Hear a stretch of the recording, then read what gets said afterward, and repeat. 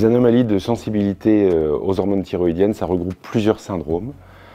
On va se concentrer aujourd'hui sur la résistance bêta aux hormones thyroïdiennes, qui s'appelle comme ça parce qu'elle est en lien avec des mutations du récepteur bêta des hormones thyroïdiennes, c'est-à-dire que le récepteur ne peut pas exercer son activité normale. C'est une mutation hétérozygote, une seule copie est mutée, on a donc une transmission autosomique dominante. Il arrive rarement qu'on ne trouve pas de mutation du tout, malgré le diagnostic confirmé. C'est un syndrome qui a une fréquence de 1 sur 40 000 à 1 sur 50 000 dans la population générale. Comment se manifeste au plan clinique une résistance aux hormones thyroïdiennes?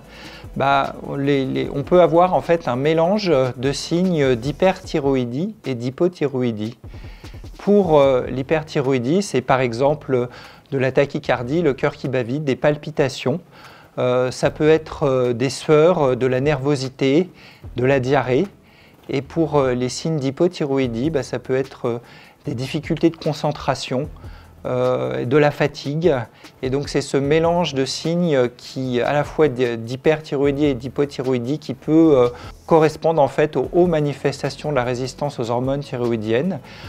Très souvent aussi, on a un goitre qui est d'importance variable, donc parfois on le repère uniquement à la palpation, il n'est pas visible. Et enfin, chez les enfants par exemple, ça peut s'associer à des difficultés de concentration, à de l'hyperactivité, à des troubles de l'audition.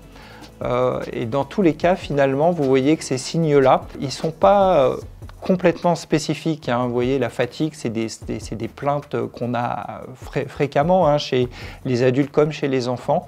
Et donc, parfois, le diagnostic, il est fait parce qu'un bilan thyroïdien est demandé par le médecin devant des plaintes qui sont un petit peu floues, qui ne sont pas spécifiques de la thyroïde. Et c'est la particularité du bilan thyroïdien qui va guider vers le diagnostic de résistance aux hormones thyroïdiennes. Chez les enfants, par exemple, ça peut être aussi un bilan thyroïdien fait devant un problème statural, un retard statural, qui va amener devant la particularité de ce bilan à suspecter une résistance aux hormones thyroïdiennes. Une des particularités du syndrome de résistance bêta, c'est la variabilité de la sensibilité des différents organes. C'est comme si on avait une régulation générale de la chaudière, un thermostat général, c'est le récepteur bêta qui fait tourner le système un petit peu trop vite. Mais imaginons qu'on a dans une maison plusieurs pièces avec des thermostats différents. Et donc il y a des pièces où il va faire très chaud parce qu'on a cette température élevée et des pièces où il va faire juste bon en fonction du type de récepteur. Par exemple, le cœur va être très stimulé. Il dépend surtout du récepteur alpha. Et donc on peut avoir des palpitations, des troubles du rythme. Le foie est un organe qui va lui plutôt fonctionner normalement, malgré des hormones thyroïdiennes élevées, parce que c'est un organe plutôt régulé par le récepteur bêta. Le cerveau, c'est un mélange des deux, mais on va avoir certaines zones qui vont être très stimulées et on peut avoir de la nervosité. Quel est le profil biologique qui va faire évoquer une résistance aux hormones thyroïdiennes? C'est quand les T4 libres et T3 libres, donc les hormones thyroïdiennes, les taux des hormones thyroïdiennes sont élevés alors que la TSH n'est pas freinée.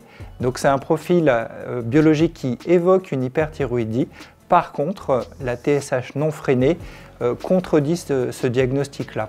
Alors quand on a ce profil-là, on évoque une résistance, ça n'est pas le seul diagnostic. On peut avoir des interférences de dosage, c'est même beaucoup plus fréquent que les résistances. On peut avoir des anomalies des protéines porteuses des hormones thyroïdiennes, ce sont les protéines circulantes qui portent les hormones thyroïdiennes. Ça arrive aussi. Ces deux diagnostics, finalement, il n'y a pas de problème de la thyroïde. Et ils sont à évoquer de manière systématique au même niveau, voire même avant les résistances aux hormones thyroïdiennes. Le diagnostic va être confirmé par une analyse génétique réalisée dans un laboratoire spécialisé, comme ici à Angers dans le centre de référence. Au passage, comme on teste plusieurs gènes impliqués dans la fonction thyroïdienne, on va pouvoir redresser éventuellement des erreurs diagnostiques. Le prélèvement est réalisé dans le centre où est suivi le patient.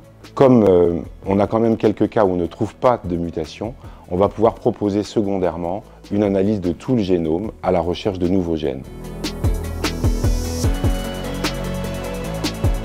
Quand on a un diagnostic moléculaire de résistance aux hormones thyroïdiennes, qu'est-ce que l'on va surveiller? On va surveiller la fonction cardiaque, donc ça veut dire l'échographie cardiaque, le rythme cardiaque. On va surveiller la minéralisation osseuse, ça veut dire densité minérale osseuse. On va surveiller chez les enfants la croissance et l'âge osseux. Et chez les enfants, on va aussi surveiller le neurodéveloppement, l'attention. On va rechercher les troubles de l'attention et on va rechercher des troubles de l'audition. Alors ces bilans-là, en fait, quand on a le diagnostic, on va les faire une première fois et on va les répéter de manière régulière parce que même si le bilan initial est normal et sans anomalie, les anomalies peuvent apparaître au cours du temps. Donc c'est important d'avoir un référent et un rythme régulier pour faire ces évaluations. Alors une question très fréquente, c'est « et maintenant quel traitement ?» En fait, la vraie question, c'est « faut-il vraiment un traitement ?» Et le premier principe, c'est éviter au maximum de perturber l'équilibre hormonal thyroïdien et en particulier ne pas faire de thyroïdectomie. Plutôt qu'essayer d'interférer avec la régulation spontanée, on va plutôt essayer de traiter les symptômes. Si on a des palpitations, une tachycardie, on va essayer de ralentir le cœur. Si on a de la diarrhée, on va donner des antidiarrhéiques.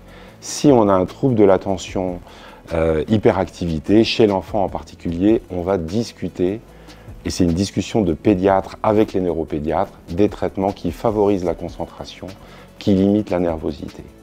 En fait, c'est une discussion au cas par cas, avec plusieurs spécialistes, et en particulier la RCP, la réunion de concertation pluridisciplinaire du centre de référence, elle sert à ça, à discuter les options thérapeutiques quand il y a besoin. Alors finalement, pourquoi on n'essaie pas de modifier l'équilibre hormonal? C'est parce que, en raison de la variabilité de sensibilité organe par organe, si on décide de diminuer les hormones thyroïdiennes, on va aggraver la situation dans les organes très résistants. Si on décide d'augmenter les hormones thyroïdiennes, on va aggraver la situation dans les organes très sensibles, comme le cœur par exemple. Donc c'est pour ça qu'on se concentre plutôt sur les symptômes que sur l'équilibre hormonal lui-même. La grossesse, c'est souvent une situation où il y a de nouvelles questions qui apparaissent. C'est le moment de rappeler le risque de transmission de 1 sur 2 du syndrome, que ce soit la mère ou le père qui est atteint. Et la deuxième question, c'est est-ce qu'on doit faire quelque chose? La plupart du temps, le seul conseil qu'on peut donner, c'est un suivi spécialisé, en milieu spécialisé, avec le moins d'interférences possible.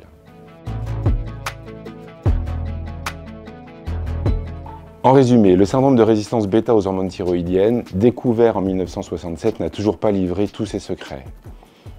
C'est un syndrome rare, mais il y a quand même chaque année plusieurs enfants en France qui naissent avec ce syndrome.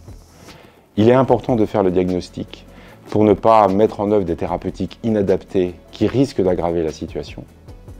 Et il y a encore beaucoup de recherches à faire pour mieux comprendre le syndrome.